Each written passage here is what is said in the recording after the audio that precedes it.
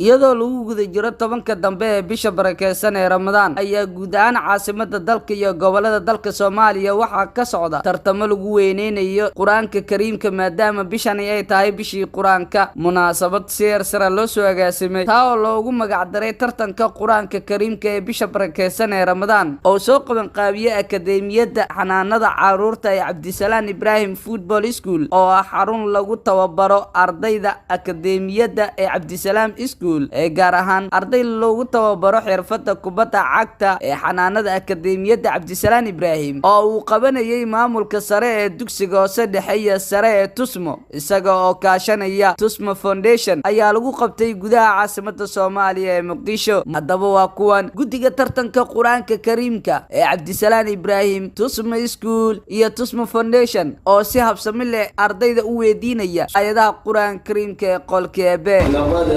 أرسلنا رسلنا بالبينات وأنزلنا معهم الكتاب والميزان بالقسط qaar kamida ardayda Akadeemiyadda Iskuulka Cabdisalaan Ibrahim Football ayaa iyana si habsami leh waxa ay ugu qayb qaadanayeen tartankan lagu weyneynayo Quraanka Kariimka maadaama bishani ay tahay bishii barakeysneed ee Ramadaan taa oo ay mudan tahay in la weyneeyo Quraanka Kariimka iyadoona bisha barakeysan ee Ramadaan ay meel gabagaba ay marayso bismillaahir rahmaanir rahiim amma yatasaalun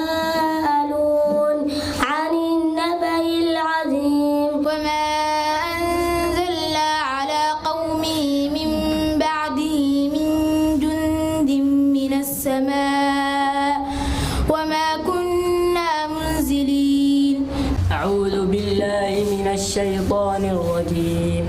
وما يستوي الأعمى والبصير ولا الظلمات ولا النور ولا الظل ولا الحروم أعوذ بالله من الشيطان الرجيم وقارون وفرعون وهامان ولقد جاءهم موسى بالبينات فاستكبروا في الأرض وما كانوا سابقين أعوذ بالله من الشيطان الرجيم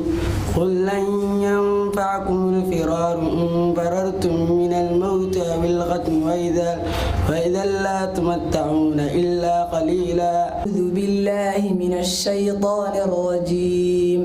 قل من يرزقكم من السماوات والأرض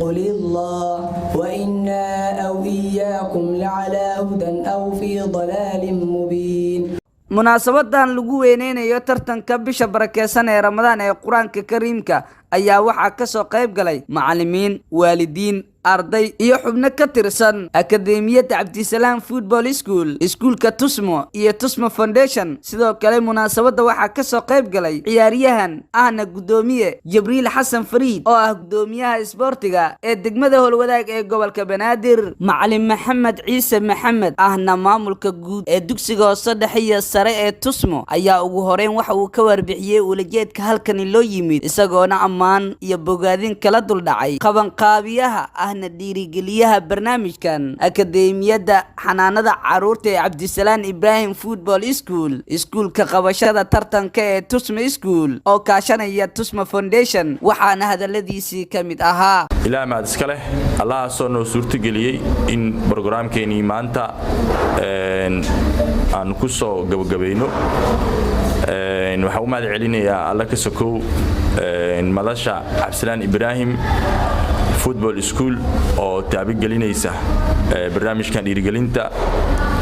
xafladaha la qabto xafladaha ugu qiimaha badan kalaamullah in lagu weyneeyo lagu tartamo lagu dhiirigeliyo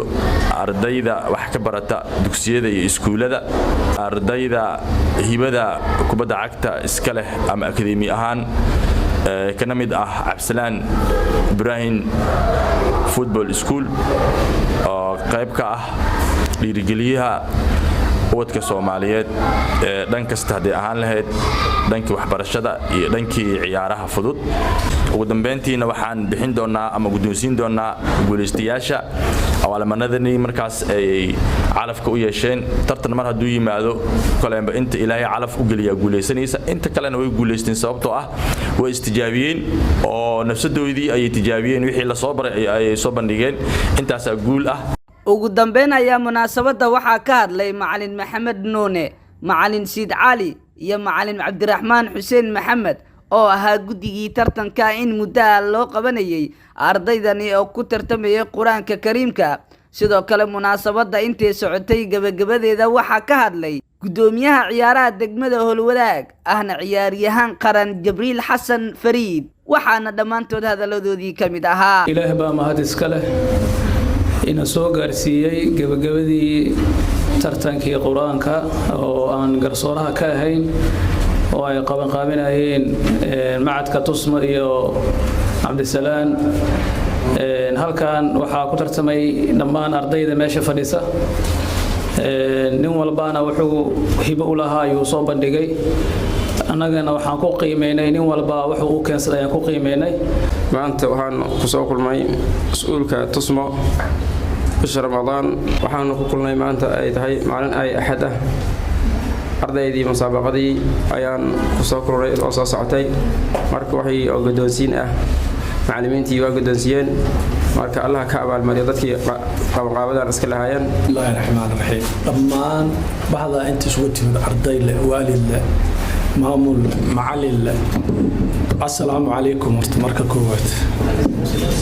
waxa farxad noo ah waliba gaar ahaan aniga ay ah ninka saaxiibkayga ahna ama aragtay oo ah inaan tartankii Qur'aan akhriska ee aan maalin dhaweed furanay inaan maantana gabagabadiisi taaganahay wixii aan isugu talagalnayna aan bixin waxaan hadda oo ma aragtay aan arkeyno oo ardada ay arkayaan oo ilmaha yaro Qur'aanka mataqaana xafidka ma sha Allah ilma yaraan arkeyno waxaan ma aragtay noo tahay bilow Bismillahir Rahmaanir Rahiim runtii tartankan quruxda badan ee bisha Ramadaan lagu talagalay Qur'aan Kariimka runtii inta abaabushay intii macallimiintii ka shaqeynayay ardaydan quruxda badan oo madalina waxa leeyahay ma sha Allah qurux badan oo lagu soo gabagabeeyo meeshan lagu soo xiro maanta wax ka wanaagsan ma jiro Qur'aan Kariimka lagu soo xiro duraadayna waxa leeyahay saaxiibkay cadaday wax qurux badan sameysay in lagu dasho doonay rajayna haduu Ilaahay karaan noqdo waxaana gabagabadii munaasabada hadiyado iyo shahaadooyin lagu guddoonsiiyay ardaydii kaalmihii koowaad labaad saddexaad iyo afraad galay oo ku guuleysay tartanka Quraanka Kariimka ee qolkii Eebe Abshir macallin Juus Abshir Miinimo akademiyada xanaanada caruurta ee Cabdisalaan Ibrahim Football School Tusma School iyo Tusma Foundation Muqdisho